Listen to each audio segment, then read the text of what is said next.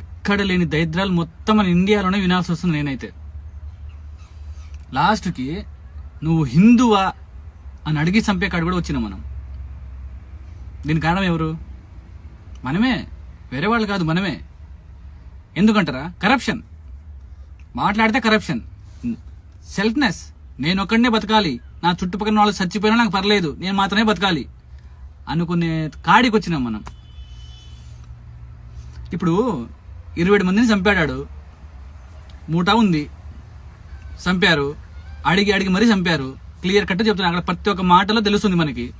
అడిగి మరీ చంపడం, పాయింట్లు తీసి చూసి మరీ చంపారు. అంటే వచ్చినోడు ఎవడు? క్లియర్ కట్ గా చెప్తున్నాడు. ఇంకోటి మ్యాటర్ ఏంటంటే క్లియర్ కట్ చెప్తుండు, వెళ్ళి మోదీని చెప్పమని. అర్థమవుతుందా?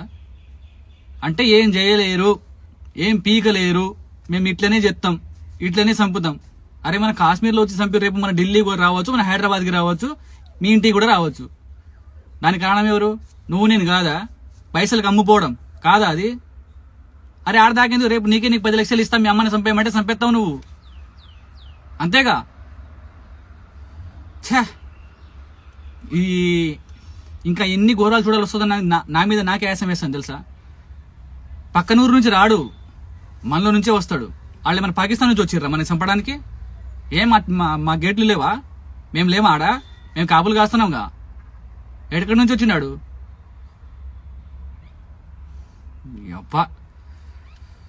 ఫస్ట్ అయితే ఎవరినైతే ఈ దీన్ని సపోర్ట్ చేస్తుర్రో ఆ నా కొడుకుల్ని అడ్డంగా నరికేయాలి. మన ఇండియాలో ఉంటూ మన ఇండియా ఫుడ్ తింటూ దొంగ నా కొడుకులు మనల్ని చంపుకుంటారు ఏంటో నాకు అర్థం కాదు. చెత్త నా కొడుకులు ఎక్కడ తయారయ్యారా మీరు అసలు?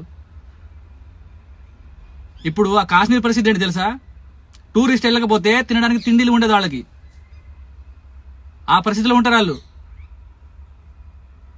ఎలా చేయాలనిపించిందో మీకు అర్థం కాదు. వేరే వాడు రాడు కదా, మీ వాడే కదా వచ్చింది. నువ్వు సపోర్ట్ చేసిన వాడే కదా వచ్చింది ఆడికి. నువ్వు రమ్మంటేనే కదా వాడు వచ్చింది. ప్లాన్, పగ్గడ్బందీ ప్లాన్ అది. పేల్గాం నుంచి హాస్పిటల్ దగ్గర 50 కిలోమీటర్ దూరంలో ఉంది హాస్పిటల్. ఇక్కడ మనం ప్లాన్ చేస్తే, ఇక్కడ మనం చంపితే మనకు అడిగేవాడు ఉండడు, మనకు దిక్కు లేదు, అంత దూరంలో ఉంది అని చెప్పేసి పగడబంది ప్లాన్ తో చేసిన కుట్ర అది. పరాయి దేశం నుంచి వచ్చి మన ఇండియాలో తిరిగి చూసి చెయ్యడు, మనలో ఉండి మనమే సపోర్ట్ చేస్తాం వాళ్ళని. సిగ్గులేని బతుకులు మనకి తెలుసా? ఘోరం కోపం వస్తుంది నాకైతే. వీడియో చేద్దాం అని చెప్పేసి నేను సైలెంట్గా ఉన్నా. ఎందుకులే ఇంత దారుణంగా ఒడిగడతారు, ఎందుకులే అని చెప్పేసి నేను సైలెంట్గా ఉన్నా, కానీ నా వల్ల కావట్లేదు. భారత్ మాతకు జై.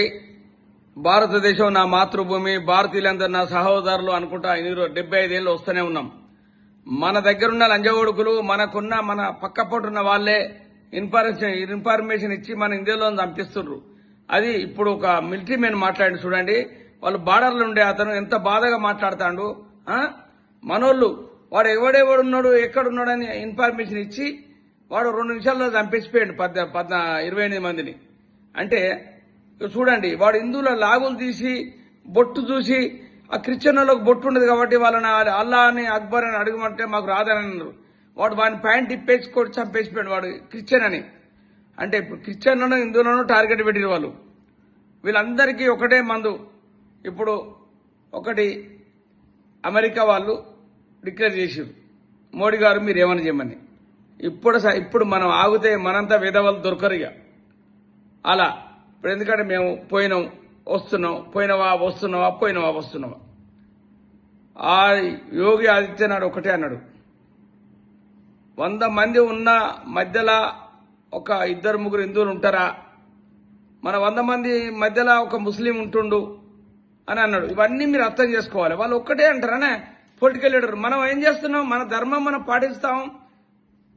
మనకేమన్నా అయితే అందరం ఉరికొద్దాం గుంపు. మనకేమన్నా దెబ్బ కొట్టగానే అల్లా అక్బర్ ఉరికొస్తాంటారు. మనం ఎవరు ఉరికొస్తుండే, వాడు చచ్చిపోయినాక శవం కాడి కూడా ఊరు. అసలు జనం ఉన్నారని ఇప్పటిదాకా మాట్లాడుతూ ఉన్నాడు. వాడు ఒక మిలిటరీ మ్యాన్. అది నీకు వాట్సాప్లో యూట్యూబ్లో పెడితే చూడండి. మీరు అది దయచేసి చెప్తున్నా, మీరందరూ ఇప్పటికైనా కళ్ళు తెరవండి. ఎవరిని ఓనుకోలు సావుకు కోరుకోకర్రి. లాస్ట్కు మనం ఎవరిని మిగిలాం, మన మనోళ్ళు మనరాలు మనలా తిట్టుకుంటారు, మన ఫోటో మీద ఊస్తారు. ఏం చేసిరా ముడగొడుకులాలా మీరు అప్పని. అదొక్కటే ఆలోచించుకొని చేయండి. మీరు ఒక యూనిట్ చేయండి, ఒక పార్టీని విడిచిపెట్టండి. ఒక కులాన్ని విడిచిపెట్టండి, ఒక భారతీయుడా నువ్వు భారతదేశంలో ఉన్నావా అని అనండి. అట్లా చేసుకోవడం పోంది. ఒకటే చెప్తున్నా, మనం నేనేం మాట్లాడను. నేను నాతో ఒక 10 మంది ఇప్పుడు 5-6 వేల మంది చూస్తున్నారు. వాళ్ళందరూ కూడా నాకు ఫోన్ చేస్తున్నారు, మీరు బాగా చెప్తున్నారు, బాగా మాట్లాడుతున్నారని. నేను ఎంతకని మాట్లాడతా. ప్రజలలో చైతన్యం రావాలి, ప్రజలు తిరగబడాలి. వాడు కొత్తోడు రాగానే ఎవడు వీడని అడగాలి.